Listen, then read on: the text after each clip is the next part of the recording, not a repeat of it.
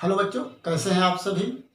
हम लोग second chapter ख़त्म कर चुके हैं और आज हम लोग पढ़ेंगे third chapter.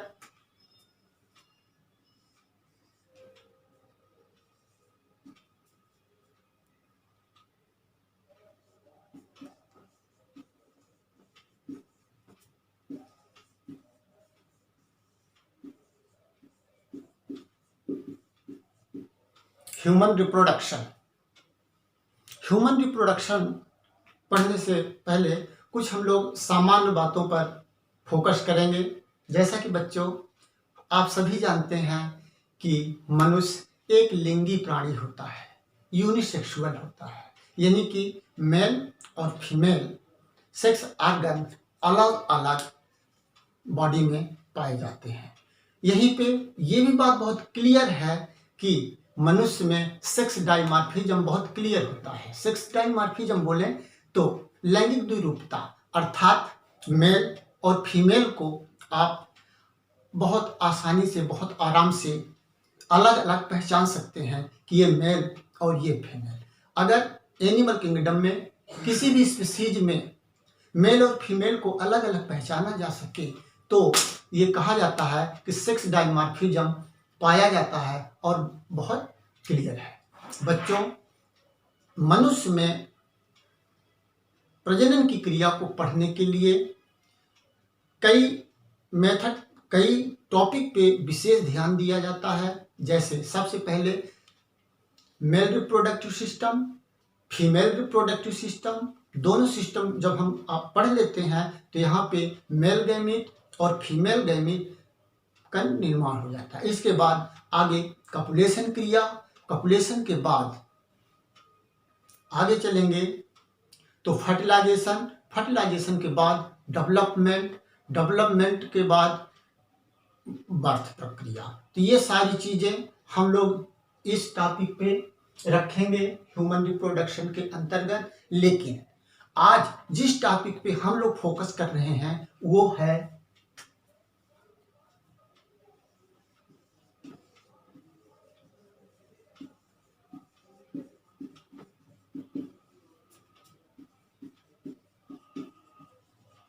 Male reproductive system.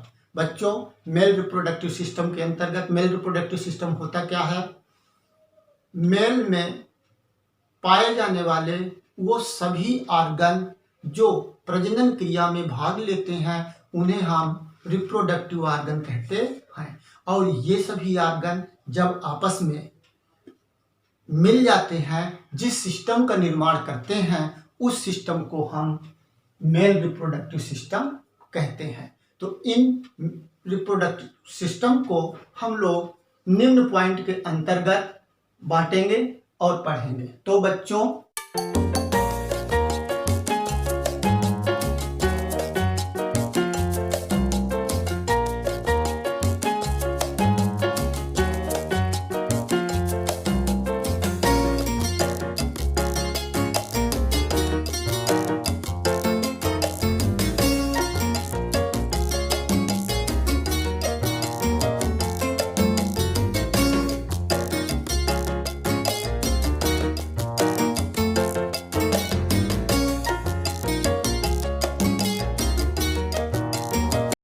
हम लोग मेल रिप्रोडक्टिव सिस्टम के फर्स्ट टॉपिक पे चलते हैं।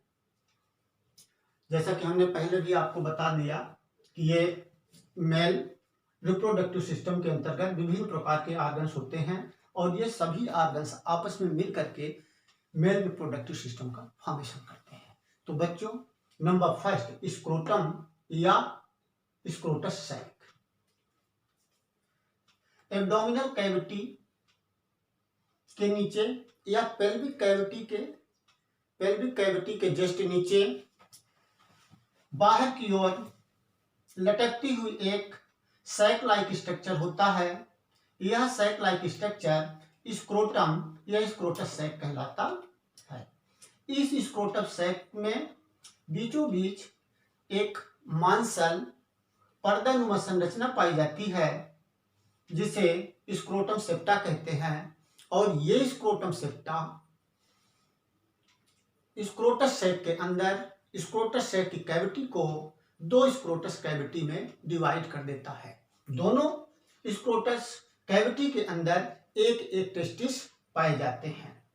ये मनुष्य के केस में जो टेस्टिस होते हैं इनकी लंबाई लगभग 4 से 5 सेंटीमीटर और चौड़ाई लगभग 2.5 से 3 सेंटीमीटर होती है। बच्चों, अगर इसके वजन की बात की जाए तो इसका जो वेट होता है लगभग 20 ग्राम से 30 ग्राम के लगभग होता है।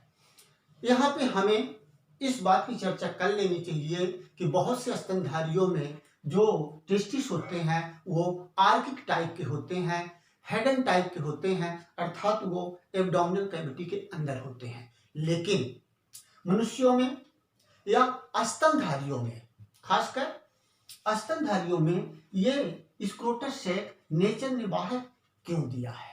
इसका मेन कारण है कि जो टेस्टिस के अंदर गैमीट यानी स्पर्म का फॉर्मेशन होता है वो स्पर्म बॉडी टेम्परेचर पे, जितना बॉडी का टेम्परेचर होता है उतने टेम्परेचर पे इनका स्पर्म का या गैमीट का प्रॉपर विकास नहीं होता। इसलिए बॉडी के सामान्य ताप से टेस्टिस का ताप कम रखने के लिए नेचर ने स्क्रोटस सैक में टेस्टिस को रखा है और यहाँ का जो टेम्परेचर होता है लगभग 3 से 4 डिग्री सेल्सियस कम होता है। लेकिन अगर एनसीईआरटी की बात की जाए तो एनसीईआरटी में जो दिया गया है वहाँ पे 2 से 2.5 डिग्री सेल्सियस टेम्परेचर कम होता है, ये बताया गया है। बच्चों, स्क्रोटस सैक के अंदर ये टेस्टिस पाया गया और इस टेस्टिस को स्क्रोटस सैक से दीवार से जोड़ने के लिए जो संरचना पाई जाती है उसे मीजोर्चियम कहते हैं। बच्चों, ये स्क्रोटस सैक के बाहर की ओर जब ऊपर की ओर चलेंगे तो देख रहे हैं कि इसकी संरचना थोड़ा बहुत जटिल होती है। इस संरचना को समझने के लिए हम आपको ले चल रहे हैं, इसके बाद हम पुनः वापस यहाँ आएंगे। आगे चलते हुए टेस्टिस की संरचना को देखने के लिए, जैसा कि आपका यहाँ पे सेकंड पॉइंट पे बताया गया है, मनुष्य में एक जोड़ी टेस्टिस होते हैं, पेयर में होते हैं, राउंड संरचना के रूप में होता है। जैसा कि अभी मैंने सारी विशेषता इसकी बता दिया। अगर इसकी अति सूक्ष्म संरचना, इंटरनल स्ट्रक्चर का अध्ययन करें तो हम लोग यहाँ पे आएंगे। अगर टेस्टिस का लंब काटा जाए तो यह देखा गया कि टेस्टिस के बाहर की ओर 3 परतें पाई जाती हैं जो टेस्टिस के लिए सुरक्षात्मक आवरण बनाती हैं। सबसे बाहरी जो आवरण होता है उसे ट्यूनिका वेंजिलेस कहते हैं। यह सबसे आउटर लेयर होती है जो प्रोटेक्शन का कार्य करती है। इसके बाद दूसरी लेयर ट्यूनिका वेस्कुलेरिस, यह सेकेंड लेयर होती है और ये ट्यूनिका वेस्कुलेरिस के अंदर सिलोमिक फ्लूइड भरा होता है जो बाह्य आघात या धक्का से टेस्टिस की सुरक्षा करता है। तीसरे परत की लेयर की बात करें तो ट्यूनिका एल्बुजिनिया होती है। ये ट्यूनिका एल्बुजिनिया अंदर की ओर इन्वर्जिनेट होकर के टेस्टिस के अंदर बहुत सारे लोब लाइक संरचनाओं का निर्माण करती है। ये जो लोब लाइक संरचनाएं होती हैं इन्हें टेस्टिस लोब्यूलर कहते हैं। इन टेस्टिस लोब्यूलर की संख्या एक टेस्टिस के अंदर लगभग 2 से 400 होती है। बच्चों, ये टेस्टिकुलर लोब्यूलर के अंदर आप देख सकते हैं कि बहुत सारी गुच्छे के रूप में ट्यूब के समान संरचनाएं पाई जाती हैं जिन्हें सेमिनिफेरस ट्यूब्यूल कहा जाता है। इस सेमिनिफेरस ट्यूब्यूल को यूनिट ऑफ टेस्टिस कहते हैं, अर्थात बहुत सारी सेमिनिफेरस ट्यूब्यूल आपस में मिल करके टेस्टिस का निर्माण करती हैं। बच्चों, इस प्रत्येक लोब्यूलर के अंदर, प्रत्येक टेस्टिकुलर लोब्यूलर के अंदर लगभग 3 से 4 सेमिनिफेरस ट्यूब्यूल पाई जाती हैं। अभी हम इसकी चर्चा करेंगे आकर के, लेकिन अनुसंरचना के रूप में देखें तो लोब्यूलर, टेस्टिकुलर लोब्यूलर के बाद ये एरिया जो आती है इसे रेटे टेस्टिस कहते हैं। रेटे टेस्टिस में लिक्विड मटेरियल भरा होता है और यहीं से निकलती हैं, ओरिजिनेट होती हैं बहुत पतली पतली सूक्ष्म नलिकाएं, जिन्हें वासा इफरेंसिया कहा जाता है। ये वासा इफरेंसिया टेस्टिस के अंदर बनने वाले स्पर्म को या स्पर्मेटोजोवा को इपिडिडाइमिस में पहुंचाती हैं। ये इपिडिडाइमिस संरचना काफी क्वाइल्ड होती है। आगे चल के हम इसकी भी बात करेंगे। और अब हम आपको आगे ले चल रहे हैं, यानी कि सेमिनिफेरस ट्यूब्यूल की अल्ट्रा संरचना देखने के लिए। यह सवाल बहुत पूछा गया है कि सेमाइनल वेसाइकिल का स्वच्छ नामांकित चित्र बनाइए। तो इसके लिए या टेस्टिस का टीएस का संरचना बनाइए, केवल नामांकित चित्र बनाने के लिए आएगा, या आपके लिए ये कहा जाएगा कि टेस्टिस की संरचना बनाते हुए उसकी व्याख्या करिए। तो हम इस प्रश्न के उत्तर देने के लिए आपको ले आ रहे हैं अल्ट्रा स्ट्रक्चर ऑफ टेस्टिस पे। बच्चों, अगर हम टेस्टिस का टीएस काट कर देखें तो यही सेमिनिफेरस ट्यूब्यूल इस प्रकार से गोल गोल संरचनाओं के रूप में पाई जाती है। लेकिन इनकी संख्या क्या होगी?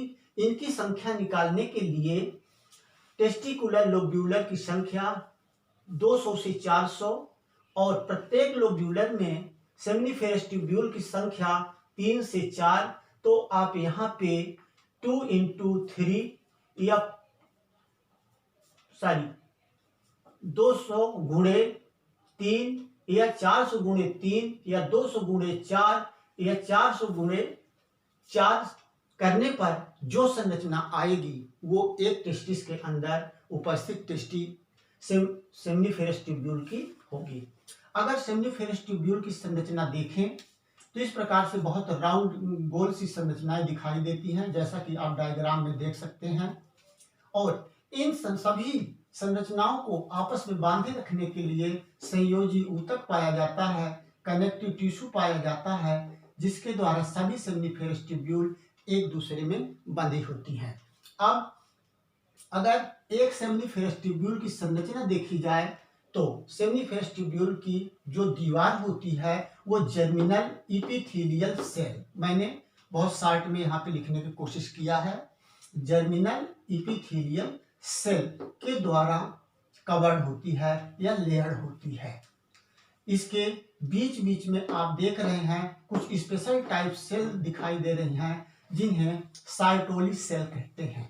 इन साइटोली सेल के द्वारा विशेष प्रकार के लिक्विड मटेरियल स्रावित किए जाते हैं, जो लिक्विड मटेरियल विकसित हो रहे स्पर्म के लिए पोषण का कार्य करते हैं। और एक इनहेबिट नामक हार्मोन भी सिक्रीट किया जाता है, जो स्पर्मेटोजेनेसिस की क्रिया को कंट्रोल करता है या उस क्रिया को बढ़ाने का कार्य करता है। इसके बाद होता क्या है बच्चों कि ये जर्मिनल इपिथेलियल सेल काफ़ी स्पेशल हो जाती हैं, न्यूक्लियस इनका बड़ा हो जाता है, साइटोप्लाज्म गाढ़ा हो जाता है और इनमें अर्धसूत्री कोश का विभाजन की क्रिया शुरू होती है, अर्थात गैमीटोजेनेसिस की क्रिया शुरू होगी। गैमीटोजेनेसिस में स्पेशल स्पर्मेटोजेनेसिस, जिसके फलस्वरूप सबसे पहले स्पर्म मदर सेल बनेगी और ये स्पर्म मदर सेल अर्धसूत्री डिवीजन करते हुए स्पर्मेटोजोवा या स्पर्म का निर्माण करती है। ये क्रिया हम लोग अगले चैप्टर में गैमीटोजेनेसिस करके पढ़ेंगे, जहाँ पे स्पर्मेटोजेनेसिस और oogenesis यानी स्पर्म के फॉर्मेशन और ओवा के फॉर्मेशन दोनों प्रक्रियाओं को बहुत डिटेल में लेंगे। अब आप ये देख रहे हैं कि सेमिनिफेरस ट्यूब्यूल के बीच बीच में कुछ विशेष प्रकार की कोशिकाएं पाई जाती हैं जिन्हें इंटरस्टिशियल सेल कहते हैं। इन सेल्स के द्वारा टेस्टोस्टेरोन एंड्रोजन हार्मोन सीक्रेट होता है जो मेल में सेकेंडरी सेक्स कैरेक्टर को तथा स्पर्मेटोजेनेसिस की क्रिया को डेवलप करने के लिए जिम्मेदार होता है। सेकेंडरी सेक्स कैरेक्टर बोले तो बच्चों 13 से 14 वर्ष की उम्र में जो मेल में चेंजेज आते हैं वो सभी सेकेंडरी सेक्स कैरेक्टर के अंतर्गत रखे गए हैं। जैसे दाढ़ी मूंछ का आना, कंधों को चौड़ा होना, कई प्रक्रियाएं होती हैं जो सेकेंडरी सेक्स कैरेक्टर के अंतर्गत रखते हैं। तो ये आपके टेस्टिस की संरचना है। इसके बाद हम लोग टेस्टिस सेकंड नंबर पे देख रहे हैं। टेस्टिस के बारे में जानकारी ग्रहण किए और टेस्टिस के बाद अब हम आपको ले चल रहे हैं नंबर 3 पे accessory gland.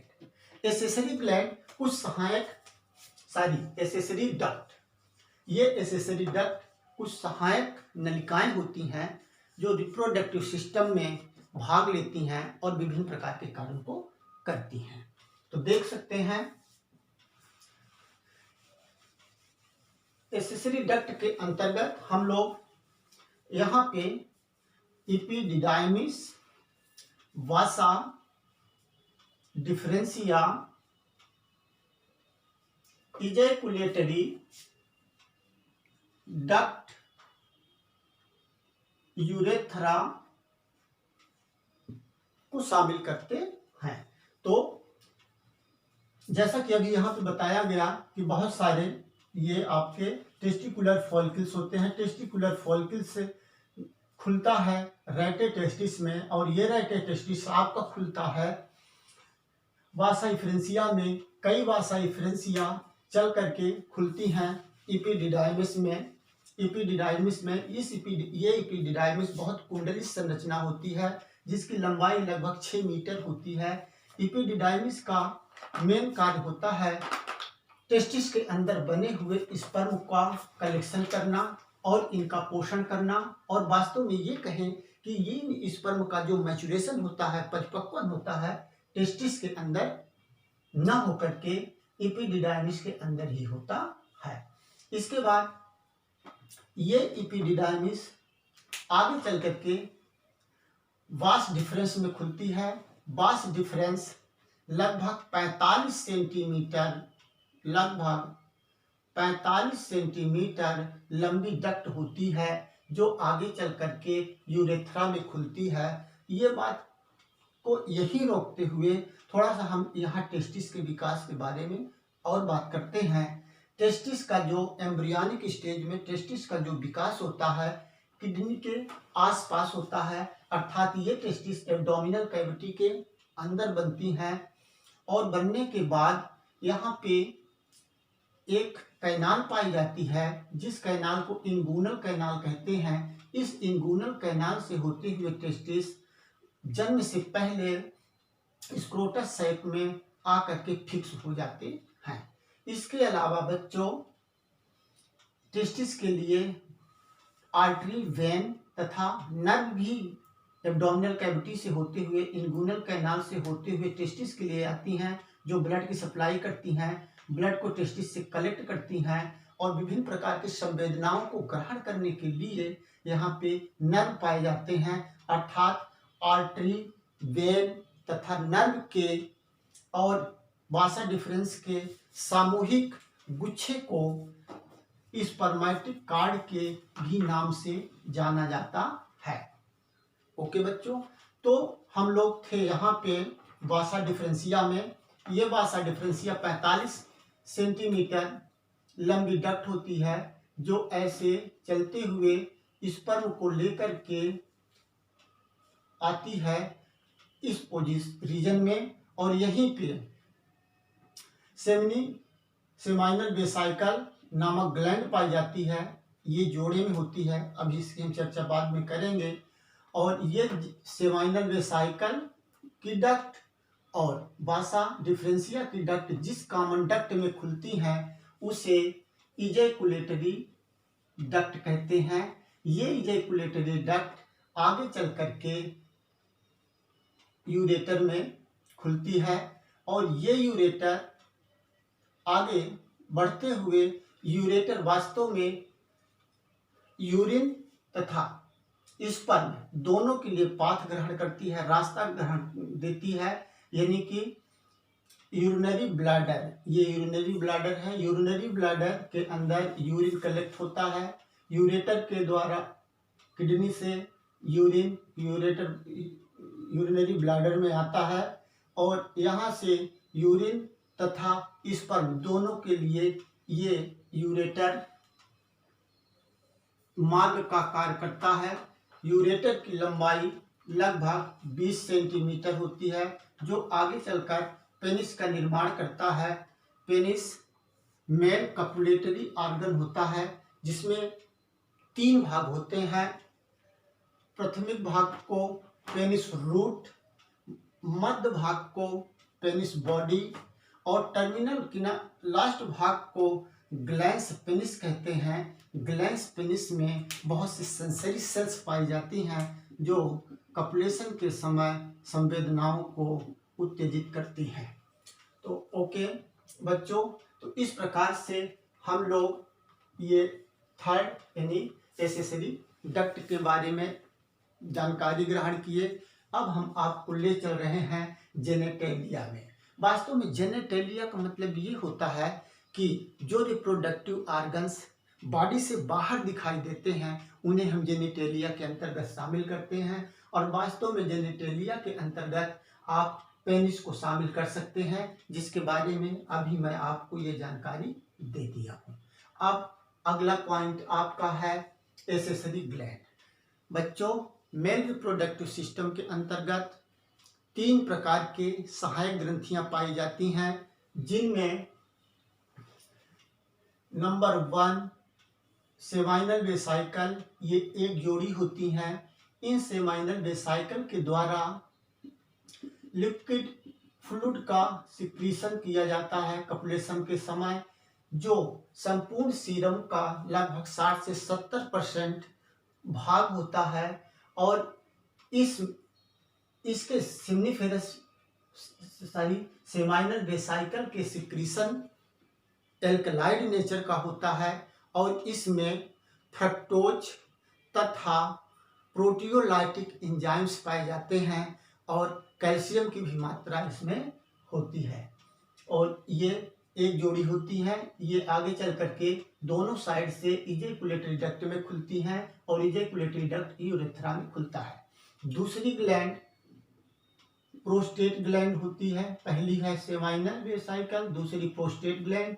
Prostate gland single gland होती है जो यूरेथ्रा के चारों ओर इस प्रकार से गार्डन नुमा संरचना बनाते हुए फिट रहती है।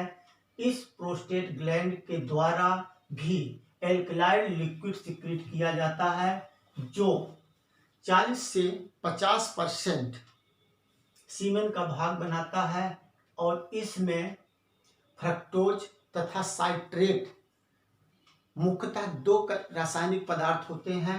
साथ ही साथ हाइड्रोलाइटिक एंजाइम्स भी पाए जाते हैं।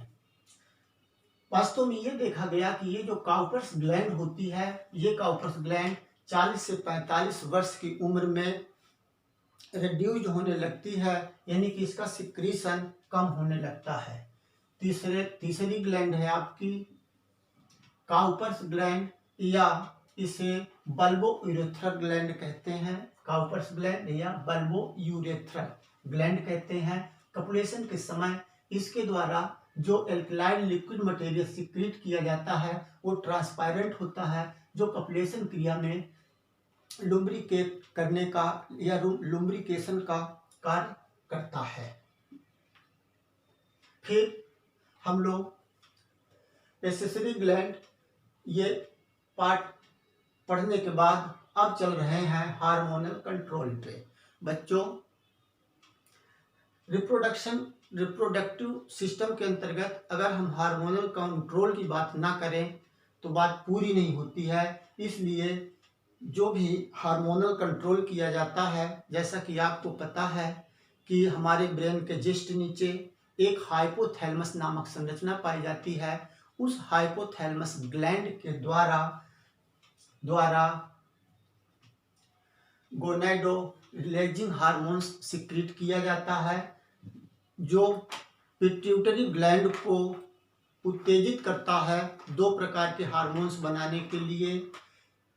पहला हार्मोन ल्यूटिनाइजिंग हार्मोन्स या LH हार्मोन्स। ये हार्मोन्स टेस्टिस तक पहुंचता है और टेस्टिस में पहुंच करके इंटरस्टिशियल सेल को उत्तेजित करता है और ये सेल टेस्टोस्टेरोन नामक मेल हार्मोन बनाता है, जो सेकेंडरी सेक्स कैरेक्टर को कंट्रोल करता है। इसी प्रकार से दूसरा जो हार्मोन पिट्यूटरी ग्लैंड के द्वारा बनता है उसे फॉलिकल स्टिमुलेटिंग हार्मोन कहते हैं, FSH। यह हार्मोन भी टेस्टिस के अंदर पहुंचता है, सार्टोली सेल को उत्तेजित करता है और ये सार्टोली सेल एक्साइट करता है जर्मिनल सेल को, और ये germinal cell sperm mother cell में प्राइमरी स्पर्मेटोसाइट सेकेंडरी स्पर्मेटोसाइट बनाते हुए स्पर्म का फॉर्मेशन करते हैं।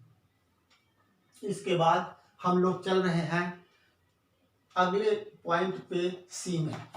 बच्चों, कपुलेशन के समय ये जो रिलीज मेल के द्वारा फीमेल में जो रिलीज किया जाने वाला मटेरियल होता है उसे सीमेन कहते हैं। यह वास्तव में हल्का क्षारीय होता है, जिसका पीएच मान 7.3 से 7.5 पीएच होता है, और ये सीमेन लगभग 2.5 से 4 ml तक मात्रा में होता है और इसमें लगभग 40 करोड़ स्पर्म पाए जाते हैं। ओके बच्चों।